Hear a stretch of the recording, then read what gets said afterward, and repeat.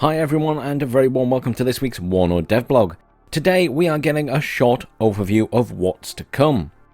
Hello commanders, Eugen say, you ask and we answer. On the heels of your requests about lifting the fog of war on WARNO's upcoming development, today we will take some time to highlight what's coming. It will be brief, but we will share more details about each specific topic in the next few weeks.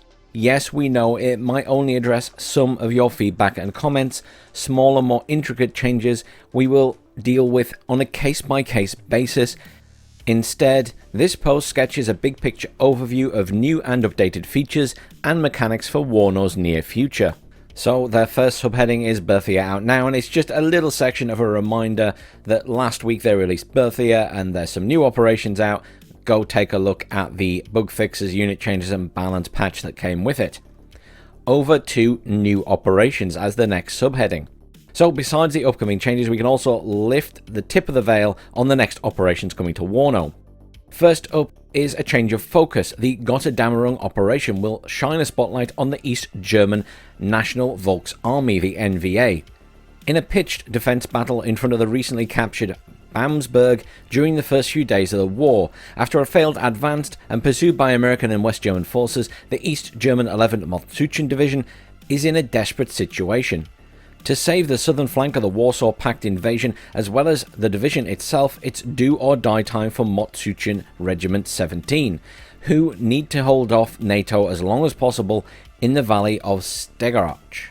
No idea if I'm pronouncing that one correctly. The second operation highlights a French set piece called the French Salient. As laid out in our pre-war plans, French forces quickly came to the aid of NATO in West Germany at the onset of the invasion, both Southag and Northag. However, their swift deployment is overshadowed by the equally rapid Soviet encirclement of Frankfurt.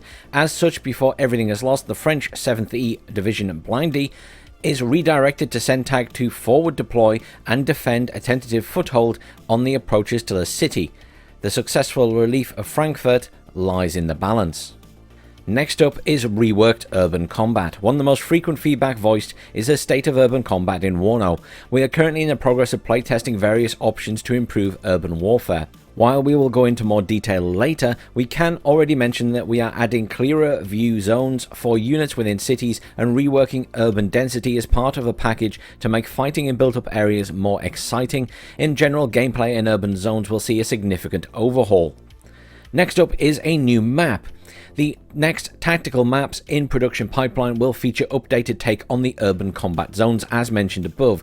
What's more, we'll also be on the cusp of releasing a new map. This map will integrate a landmark requested by players to allow you to test our new city gameplay. New buildings and many new urban assets have been produced to make this skirmish-focused map a reality. There is more. We have also updated our assets distribution on maps, which will produce more organic looking cities. Again, more on the map soon. Next up, the subheading is Army General, an update that I'm sure everybody has been waiting for. So we are far from idle when it comes to WARNO's upcoming Army General campaigns. The team is working hard on a new turn-based strategic mode, from reworking and improving assets to intro videos and to unit placements. We've even added extra campaigns to the mix on top of the 4 promised initially. That's right, to test the whole experience, we made a small Army General campaign which proved to be so much fun that we repackaged it and upgraded it into a full-fledged Army General campaign.